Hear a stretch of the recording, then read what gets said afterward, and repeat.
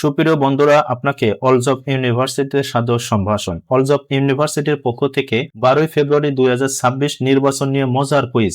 এই কুইজগুলো প্রায় পরীক্ষাতে আপনাদের আসবে, তাহলে আপনারা সারা জীবন মনে রাখার কৌশল সহ এই কুইজগুলো দেখে নিন। ত্রয়োদশ, তার মানে এই 13 নির্বাচনের 3 সংখ্যার ম্যাজিক আপনারা এক অনন্যভাবে দেখবেন। প্রথম দেখুন, খুব মজার ব্যাপার, এই 13 শেষে কি আছে? 3। এই 3টা সবসময় মনে রাখবেন, তাহলে ত্রয়োদশের এই 3 দিয়েই আপনার অনেক কুইজগুলো আপনি সমাধান করবেন। তাহলে দেখুন, এই টেকনোক্র্যাট মন্ত্রী আছে কয়জন? 3 জন। আর দেখুন, এই টেকনোক্র্যাট কোঠায় 2 জন পূর্ণ মন্ত্রী আছে আর 1 জন প্রতিমন্ত্রী আছে। তাহলে পূর্ণ মন্ত্রী হলো ডক্টর খলিলুর রহমান, ইনি পেয়েছেন পররাষ্ট্রমন্ত্রী।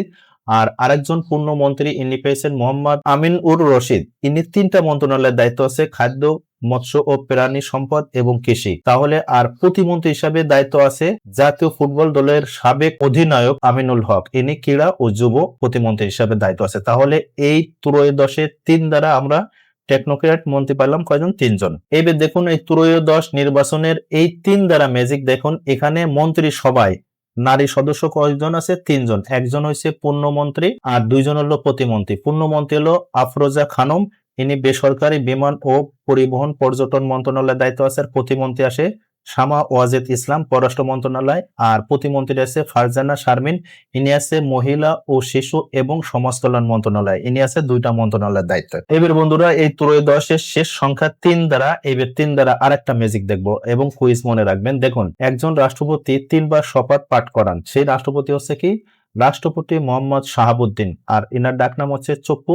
আর ইনি দেখেন 3 বছরে 3 বার শপথ পাঠ করান। এক হলো 11 জানুয়ারি 2024 সালে শেখ হাসিনার সরকারকে শপথ বাক্য পাঠ করায়, হলো 8 আগস্ট 2024 অন্তর্বর্তী সরকারকে শপথ বাক্য পাঠ করায়। আর 3 নম্বর হচ্ছে 17 ফেব্রুয়ারি 2026 বর্তমান প্রধানমন্ত্রী তারেক রহমানের নেতৃত্বে বিএনপি সরকারকে শপথ বাক্য পাঠ করা হয়। তাহলে একজন রাষ্ট্রপতি 3 সময়ে 3 জনকে শপথ বাক্য পাঠ করায়। তাহলে বন্ধুরা, এই ত্রয়োদশের শেষ 3 সংখ্যা দিয়ে দেখুন, আপনি টেকনোক্র্যাট মন্ত্রী মনে রাখবেন 3 জন, নারী মন্ত্রী সদস্য হচ্ছে 3 জন এবং এক রাষ্ট্রপতি 3 বার শপথ বাক্য পাঠ করে। আরো বন্ধুরা দেখুন, 2টি মজার কুইজ সারা জীবন মনে রাখার এক অনন্য কৌশল জানবেন, এবং এই 2টা প্রশ্ন জানার মাধ্যমে আপনার বিভিন্ন পরীক্ষায় কুইজ আছে এবং আপনি সাধারণ জ্ঞানও জানতে পারবেন। দেখুন প্রশ্ন, আপনি এই প্রশ্নটা সারা জীবন মনে রাখতে পারবেন। দেখুন, বর্তমানে বাংলাদেশের প্রধানমন্ত্রী তারেক রহমান কততম প্রধানমন্ত্রী? তাহলে এই প্রশ্নের উত্তর আপনি কিভাবে সারা জীবন মনে রাখবেন? দেখুন, তারেক রহমান, এই তারেক রহমানের শেষে